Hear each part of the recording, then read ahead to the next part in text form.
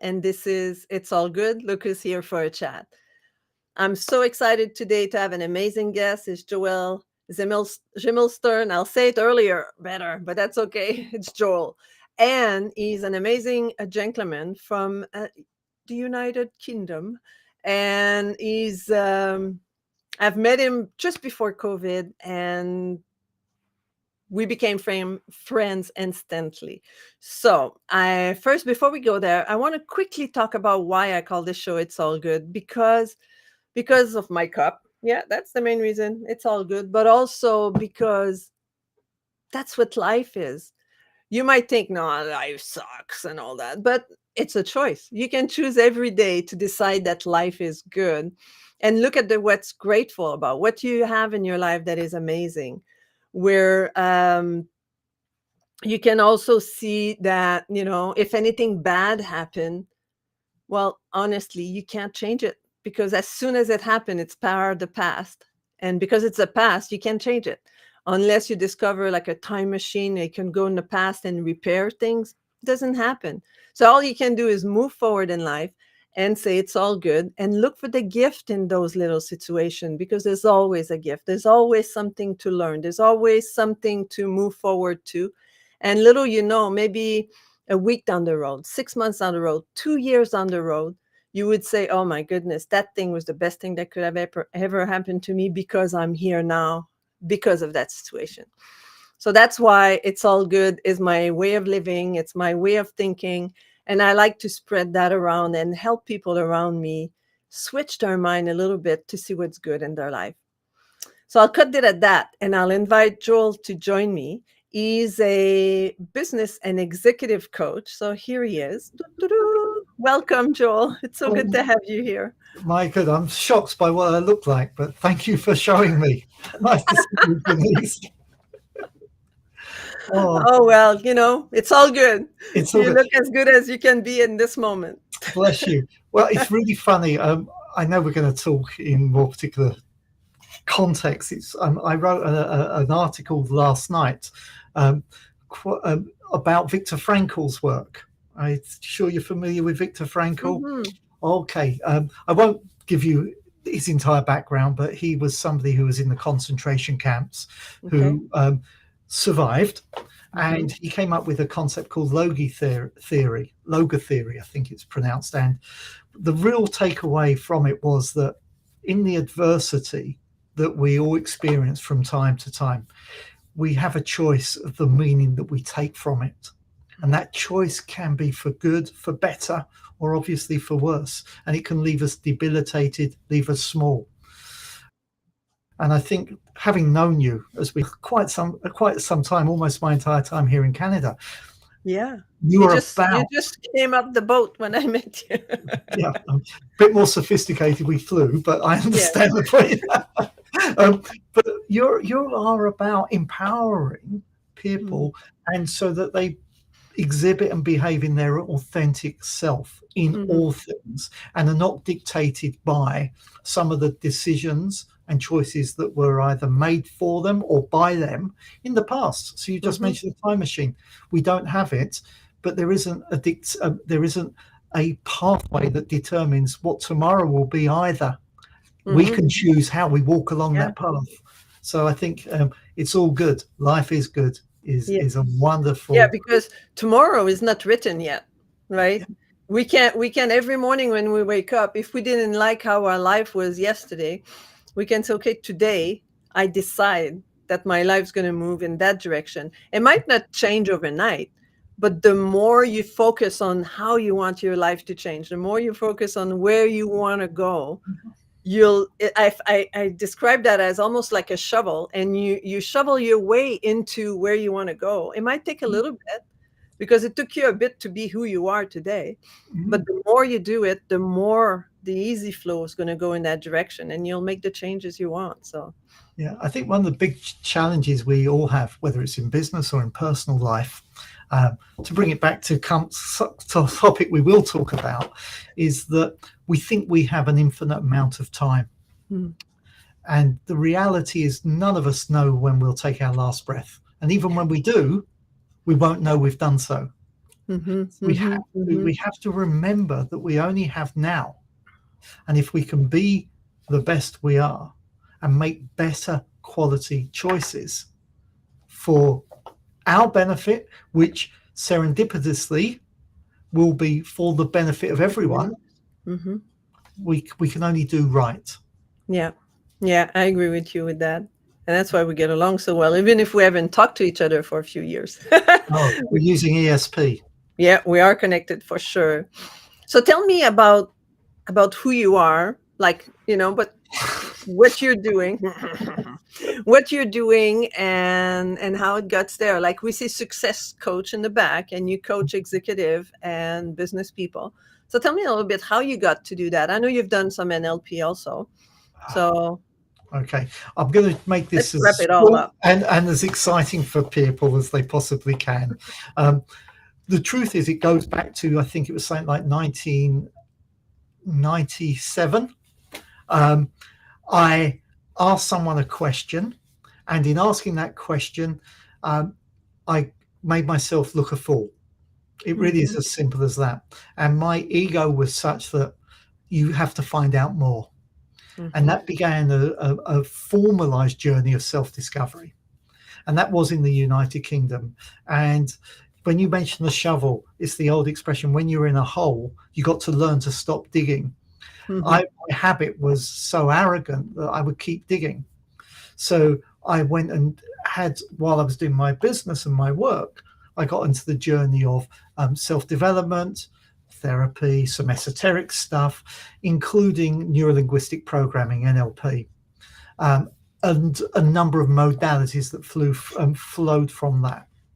I realized that as a tool, it was really beneficial for my clients, but it also helped my team who worked for me at the time get out of their own way in being in service of their clients.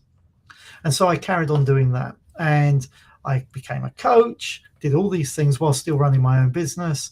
I started exploring marketing, you name it, I dug deep because I hated the arrogance of ignorance. mhm, Um, I might write that down. Arrogance of ignorance. It might be a topic I talk about some other time. And what I realized was that I can do more. I can be supportive of people. And so back in 2018, 2019, I decided I'm going to sell my business, which I did in the United Kingdom. And I got tired of some of the other issues that were going on in the UK. This was just before Brexit's vote, but there was mhm, division and hate that existed anyway. So, off the back of that, I said to my wife, hey, I want to start over. And I will say there was a lot of serendipitous things that happened. I got introduced to a man who, ironically, I'd played golf with 10 years earlier in Vegas, who, go figure, who was connected with the organization. So I decided to embrace the action coach business because I like their intellectual property. I like that they are doing something that's impactful within business. mhm, And the reason that capitalism is both a dirty word and it's a great asset. And I know I want to talk to you about conscious capitalism. mhm, I'm a fervent believer that um, there are some ills within business, without a doubt. However, every business should be a net contributor to society, whether it's through its team that they employ. They pay for their mortgages, puts food on their table. It could be argued sometimes not enough. They provide product or service to their customers mhm. that customers want to buy. Sometimes those products can be better. Yeah. Um, remove some of the inbuilt obsolescence that exists. Right. Hope you're listening, Apple, but or whomever you happen to, other brands are available. The point being is that if it's done right, it could be the greatest asset for you to make the impact, to make better quality choices, Mhm, impact that you want to make. As I tell my clients, doesn't matter if they're executives or small business owners, make your money within the business by adding value. mhm. money you get is going to be the applause that the customers give you. Run the business right, you'll make profit. Then you've got a choice what you do with that profit. You could travel first class if that's what fulfills you, but you could also contribute and make a difference beyond your immediate stakeholders. You can create an influence that contributes beyond your immediate bubble. You can give to charity.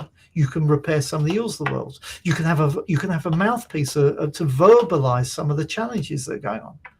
And I think business, for better or worse, enables that platform to rise. Gives us something that we can readily accept, that we can do more than just accept that this is how things are. We can make things how we want them to be. I think business can do that. So Yeah. that's why I'm here. And I love the full length explanation, because it's important to, as a business owner, and if you are an executive in a company, because you have responsibility for everybody below you and people above you and your clients, so I mean, these two positions, whether you own your own business or you have people that count on you, to have a good perspective for the whole of humanity. Like, it's unfortunate when people are, instead of the win-win-win, they are the me, right? Like, it's all about how much more money can I make, how much more money can I put in my bank account, how much more how bigger of a yacht can I buy next year, right? As opposed to, how can I help more people with the money I'm making? How can I, as you mentioned, how can we invest in research and development, right? R&D, to make a better product, reinvest our money to see how much better we can do what we're doing. So all of that, it's two different attitudes. And for what I understand, is that what you're supporting people to do, to be the best they can be and to do the best they can do. Is that right? Yeah, I'm just making a note as we were talking. I think we all have a choice in life, whether or not that's in business or otherwise. I've also want to say that I think that everybody is in business. They sell their skills, their time to their employer. If they value themselves more and they add more, in a perfect world, the employer should recognise that. But they're always the self-employed individual who are having to do things because it's their choice. And if they want it to be different, they are at choice again to do things differently. Now, that can come across a little disingenuous, because there are some things that are by necessity. But I want to talk, you used an expression, net gain. That you can be a net gain. And I want to change that language ever so slightly, that I think we have to be as a net contributor. Because let's face it, if I bought myself a yacht, and whether it was a 36-foot yacht or a 100-foot yacht, you could say that I've got a net gain. But what have I contributed? What's the difference I've made? I can still only sleep in one bed at one time. And I think there's a lovely video online of Warren Buffett, one of the wealthiest and shrewdest investors of all time. And someone asked him, Warren, what's the difference between being rich and wealthy? And he asked the person, just to clarify, he understood the question, but he asked her to clarify. And he says, look, I'm exceptionally rich. I'm so rich. But the truth of the matter is, right, I still only eat 3 meals a day. I still watch the same entertainment, and I still have to go to work, or I choose to go to work. Let's be fair. But I travel better. That's the real difference in my life. Yeah. Better quality choices. But wealth, as he said to me, if I came to that last hour of my life, it doesn't matter how rich I am, I'm not going to be in a situation where my wealth could be improved. It's whether I've expressed myself fully within my gift of time here on earth. Have I done what's right? That's being wealthy. Being rich doesn't buy you another hour. It doesn't give you a new choice. Mm-hmm. Right? It's so I think if we can think about it as a net contribution. So you said win-win-win. I know we spoke about this previously. So often when you talk about negotiation, at least in business, you talk win-win, aim for, or both win. Yeah. But that's just talking about the two parties who are Mm-hmm. negotiating. But we ignore the fact that we contribute to the environment that we live in too. And Our that, action in every day has an impact. exactly. There's a great book I read a few years ago. It says, be a good ancestor, not leave a legacy, but how do we Mm-hmm. become a great ancestor? So I'm working through the idea of what I call conscious capitalism. It's not my own expression. There are different takes on it. But the idea of myself as a business owner supporting my team as a stakeholder, who support the customers as a stakeholder, will support my business, is totally correct. But there are other stakeholders there. There are the suppliers. There is the tax burden we have to pay. There Mm-hmm. is the environment that is providing us with the raw materials to produce our product. There are those people who are picking the coffee beans for cents on the dollar, somewhere wherever they are in the world, who we are having an impact on. And how Mm-hmm. can we do that so we can act consciously, so we can elevate the experience of everyone? And there are different standards that we can aim to aspire to. Whether it's ISO standards, International Standards Organization, or whether it's B Corp, these are great. But I don't like the idea of greenwashing or B Corp as a badge of honor and say it's done now, I'm a B Corp. And I know Mm-hmm. that part of their standards are that there is some constant review and monitoring, Yeah. but what that is just the highest standard that we have today. What is the standard that when we look back on the successful completion of our lives, that we know that our business, ourselves, the society, the community that we are part of, which is a much, much wider community than we ever think, as you said, that we're connected, right? Yeah. Go figure. What do we have to do so that we can make it ultimately great for all of us? And So yeah, how do you support people, or how do you, as a coach, to work with executive and business owner? So how do you even start implementing that within someone's culture okay. or mindset? So let me row back a few meters just to demonstrate what I perceive as the difference between an executive coach and a business coach. So a business coach fundamentally works with the business and the business owner to produce tangible business results. Mm-hmm. Mm-hmm. It may be putting in processes, systems, marketing, sales, teamwork, communication, time management, improving the bottom line. But it's also separating the business from the identity of the owner so that they recognize that the business exists to realize their personal achievements and goals. Whereas an executive coach, you're using your skills to support the executive, the C-suite, in becoming the better version of themselves. It sounds like a cliche, within their role, so that they deliver the right type of skills, or learn the right type of skills so they can apply them for the benefit of the organization as a whole. You're not necessarily impacting instantly the bottom line of a business. Mm-hmm. Okay. There might be areas that you go in the support. So that, if I treat that as a blunt demarcation line, Mm-hmm. I go and ask almost every one of my clients, and anybody who talks to me, one simple question. And when you dig on it, most people struggle. And it's, so what do you want?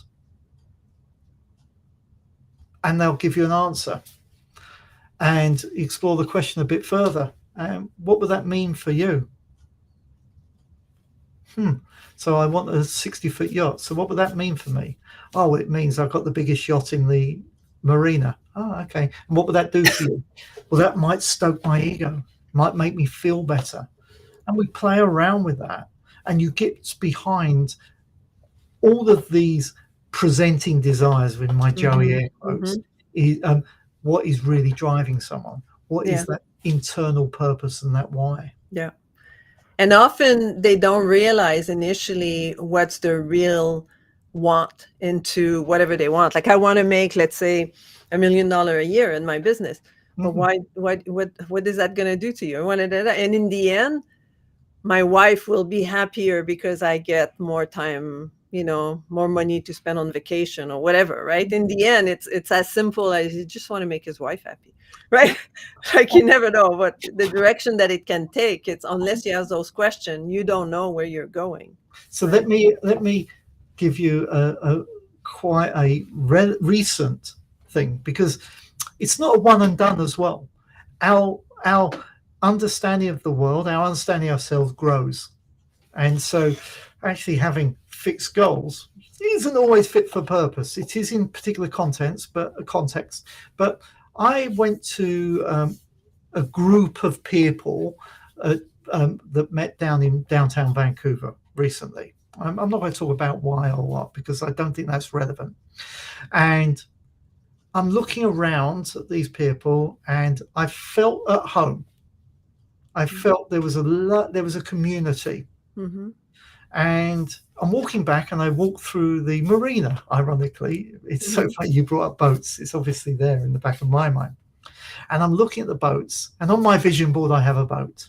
Uh-huh. And I'm thinking to myself, you know what? Why do I want a boat? I don't want a boat. What I wanted is the community. I Mm-hmm. wanted connection. Yeah. And ironically, if you have a boat, you're in isolation. You're on the water on your Yeah. own. Yeah. Yeah. You're by And yourself. Yeah. oh, what do I really want?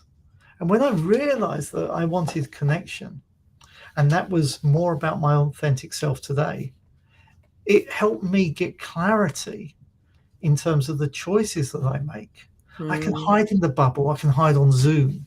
We all got accustomed to, and we did. It became a ready-made excuse for isolation, or I Mm-hmm. can gather how the world is by YouTube or TikTok or Twitter. Yeah, I don't do TikTok. I'm far too old, right? But all of those things. But we want connection, Mm. or at least I do. Not everyone does. But recognizing that is definitely informed what drives me, my why, my real purpose in life, which is going to be fulfilled. It'll never be fulfilled by a car. But yeah, I want a car. There's an ego that says, you know what, I want the flying lady on the bonnet of my Rolls Royce. I don't have one, if you're listening, right? But I still want that experience because my ego drives it. But Yeah. will it fulfill me? No. Yeah. Look, And no. that's what Also, people, when they have and have and have, they're still not happy. yeah. Right? Like, it's generalized, but you know what I mean, right? Like people think that by having the yacht, by having the car, by having the Rolls Royce, then they think that's what will make them happy. But in the end, as you just explained, it's not fulfilling them because they haven't digged inside to find exactly why do they want that. And for you, I think the realization of the example of the boat, like, yeah, it's in my bucket list, but when you're on a boat, you're not connecting. You're isolating yourself. And so then why do I want a boat? Like, do I really want a boat? If I Yeah. just want a vacation, I can rent one for a week and then go on a vacation and come back. And then that's it. I'm fulfilled, right? Mhm. For that time. But I love that great analogy. So, but what I will say, there's a but there. That's based on what's right for me. It'd be what's right for you. You'll have your own version. And that's the irony. Who am I as a coach, as in whatever context, to turn around and say, well, what you want is wrong or it's right? Hmm. And it's helping my clients with their business, using their business to realize their personal wants, or an executive so that he can become more effective because that helps him or her do what they want to do within their role, Hmm. grow or otherwise. who am I to define whether that's appropriate or not? Mm-hmm. I may have my own values, which helps me qualify the people I want to work with and the impact that I can really make for people. But if you want to make buckets loads of money, right, and you want to do that in a way that's aligned with my values, I'll celebrate that. Mm-hmm. I'll be enjoying the champagne with you or whatever your drink of choice Mm-hmm. is, right? And I'll be there when you buy your 200-foot boat, right? But it's not for me to say that that's wrong or right. It's Mm-hmm. you Mm-hmm. have to just be yourself. And Yeah. what I've noticed is that, do you remember in my spiel at the beginning where I talked about why I got into the NLP and how I became a trainer of it was to support my team get out of their way. Yeah. If we stop the deception that we have of ourselves, of I want this and then I'll be happy, or if I do that, then I'll be a success, right? If we stop that deception and say, actually, I'm happy now and I get to do all of these things and they're fulfilling, life becomes a lot easier. There's so much reduction in resistance.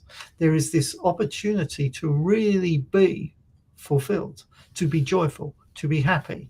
And I can tell you, go back to Warren Buffett's story, when he does lay on his bed for that last time, he'll, because of who he is and how he is, he will look back and he say, you know what, I'm fulfilled. I'm happy. Mm-hmm. I've done something that was greater than Yeah. not doing. Mm-hmm. Wonderful. But how do people know that what is the right thing to do? Okay, so I think that we all have those moments, right, that we're faced with choices. And every time we're faced with a choice, we make the best decision we can in the given moment based on all of the presenting information. And the universe, the economy, our friends will give us perfect feedback. We might not like it, but we'll get perfect feedback. But we also have those moments of internal reflection where we know, you know what, that is right or that is wrong. And I don't feel good about it. And we Mm-hmm. have to tune into that internal metronome that gives us that feedback. We have to pay attention. We don't have to, you might feel bad about something, but it may be a metaphor for something else. Mm-hmm. So it's becoming present with oneself and having alignment, congruence, personal integrity instead of personal judgment. Because I think the judgment causes us to behave in such a way that reinforces the biases based on our previous decisions, our previous learnings, our previous beliefs, our culture, our environment. We can't grow if we're stuck in, well, I've done that and that's what the consequences are, and therefore this is how it always must be. No, it's not Mm-hmm. that. Come back to the moment, embrace your true self, right? And try it. And if it doesn't work, guess what? You took one step in the direction. It's only one step to go back. Yeah. The Yeah. detour, you're going to end up in the same place. How you get there is your choice of how you experience it. Trust that inner barometer, that joy. Does this make you feel good? Does it make you feel bad? There's a pretty good clue. Yeah, and for the way you explain that made me think of, it's like Edison that tried 1,000 times to do the light bulb, and it's like, hey, that didn't work, but I've learned one more way not to do it, Yeah, right? Like I've learned one more thing that I'm sure I don't want to do, or it's not part of me, or it's mhm, you gain curiosity, right? Okay, okay, well, if that didn't work, what else could work? Right? absolutely. But it's all a mindset, because you could say, oh, that failed and I'm just a failure and I won't try again because I don't like failing. Then it's two different ways of looking at the situation, right? But the thing is, we've got this gift, for better or worse. We have this brain that can create a future and it can create a past mentally. and it's only a creation. So I know we're pushing on the time, so I just want to finish with No at rush. least All with good. with one story which really happened to me. So I've done all of the guru work, right? I've been with all these people, and I've got Yeah. whoa, and I've cheered, and this is going to change my life.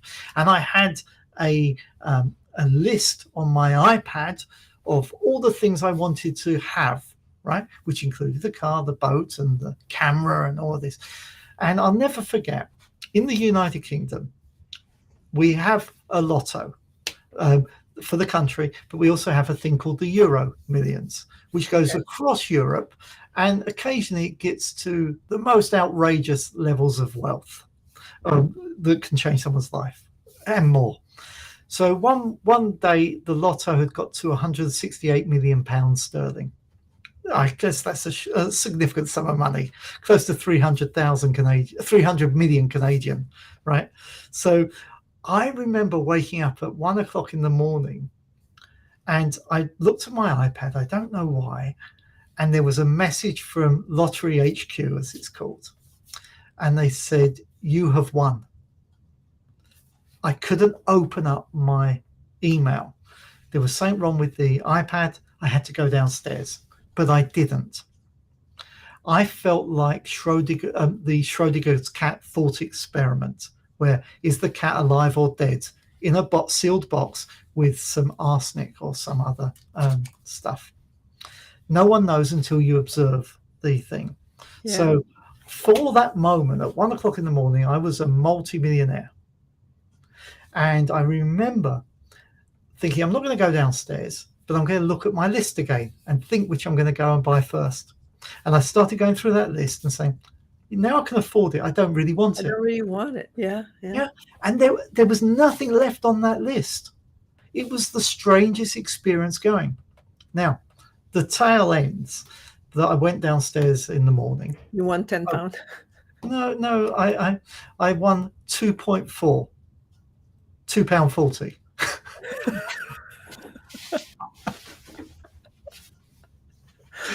But that's the incredible power Yeah, of the of brain. course. But we don't need to create a situation like that, or fortuitously or otherwise. All we have to do is say, what would it be like? What would it be like at the successful completion of my life, my year, my day? How would I be? Who would the people I'd be around? What would my business look like? What would my impact be? Which is why I like the idea, and I go back to it, being a good ancestor. It's different from creating a legacy. And if you ever want to test that idea, right, we may know the name of our parents, we may know the name of our grandparents, possibly our great-grandparents. But can you tell me who your great-great-grandparents were? No idea. Right? But they gave you life. We are by the freak of nature. If you think about the improbability of life, you only exist because every one of your ancestors did. They survived. But what type of how can we be a great ancestor for our future generations rather than just leave a legacy that may be squandered? Are we creating a legacy where we don't have a planet that we can breathe the air in? We've got a legacy of hate. If we got a legacy of, hey, we created a great cash pile and my next generation are going to use it and turn themselves into whatever. Yeah. Right? We're at this moment of choice. But the crazy thing is, if you don't make that choice today, and this is, I'm going to lean in and tell you the secret. We get to make the choice again tomorrow and the day after. It's not one and done. We can do this all the time. Yeah. So why put off? Why wait for FOMO, fear of missing out, or you only live once, to be reminded that you have the greatest opportunity now? Make better choices now. Coaching can help you. Coaching can help your business get there. Coaching can help you as an executive. It can help you as an individual. It can help you learn the techniques so that you can find serenity. I can't even say it. You can learn meditative practice. We can do all those other things that can support you being able to trust, have faith in the greatest thing that exists in your world, which is you. Mhm. So who are you, Denise, or who am I, Joel, to get in the way of somebody? But rather we are their guide, their support. We hold their hands. We help lift them up to their potentiality, Mhm. rather than trying to make everyone equal by cutting off their legs. Mhm. Yeah, I Let's agree. live intentionally. Yeah, leave the world better than we took it, you know? Move everything along for the better. Yeah. Don't think about what can I take from you. Yeah. How can I contribute? How can I serve you better? Hmm. That's great. So, Sorry, I just got a coughing fit. I was hoping you were choked emotionally. I know, almost. Well, I'm sure people want to talk to you personally after this. So if you want to talk with Joel, you go to schmussfund.nu-m6d. So you just, if you're watching the video, stop the video and write it down. Trust me, it's better than what we had there before. So, so just click on that. You'll have a calendar link, and then you can book a call with Joel, which is also a gift from him. Where no, that's mine. That's not yours. So where you can get a complimentary coaching session with him, and trust me, having even if it's 20 minutes one-on-one with Joel or half an hour. How long are your complimentary session? As long as it needs, kind of. Who am I to get in the way? Exactly. So whatever, there's probably a time limit, but if you have something after, but I know how generous you are into wanting to help people. So if you click on that link here and the schmunchens, the new M6D, then you can book that complimentary session with Joel and have a chat and share with him your dream and share with him, and he will support you in maybe doing the first shovel towards a new path where you want to achieve your dream and go to. Well, I appreciate you giving me the opportunity to talk to your audience. You're very welcome. It was a gift to myself, and consequently, they have benefited from that too. So, Click and we can have another call. shorten. Awesome. Oh, that's shorten. Yes. Shorten. I Short. don't know what the NU is. Short. Well, it's short them. Yeah. Short them. .nu. Whatever. Or they can go Whoever to came up with coaching. that name. Go to coachingsuccess.ca. That's easy to remember as well. Yes. You can find me that way. Wonderful. All Thank right. you, Denise. Just stay there, Joel. I'll be right back with you. I hope you appreciate this talk. Joel is just a gem of a wonderful man. And book that call. Book that call with him. Use him. Take advantage of his gift of being able to talk with you, and that'll be great. So now that we talked about gift, and I popped that up a little bit earlier, I also have a gift, which is if you're going through changes, and this checklist have been done for whenever you become an empty nesters, but that can be applied to any major changes you have in your life and how to overcome the turmoil that you might go through when these changes happen. So you can go to, see, mine's a bit here, bit.ly/starting over checklist. And you can download that gift. And if you want to talk with me, it's tiny.cc/talk with Denise. I'm going to give some lesson to Joel once we're done with that. And and you can book a call if you want to talk with me, if you want to be on this show, whatever you feel excited about. I would love to talk with you. And go to my YouTube channel, which is youtube.com/@Denise Billil. Subscribe, click on the bell. So whenever I have a new interview, you'll be notified. And I'd love to for you to watch other episodes that I've done. And this episode will be also stored on YouTube, so you can go watch it from there And don't be shy to comment in the chat if you have anything to say or a question for Joel. So until next time, I'm excited to come back next week again with another amazing guest. And until next time, be kind to one another.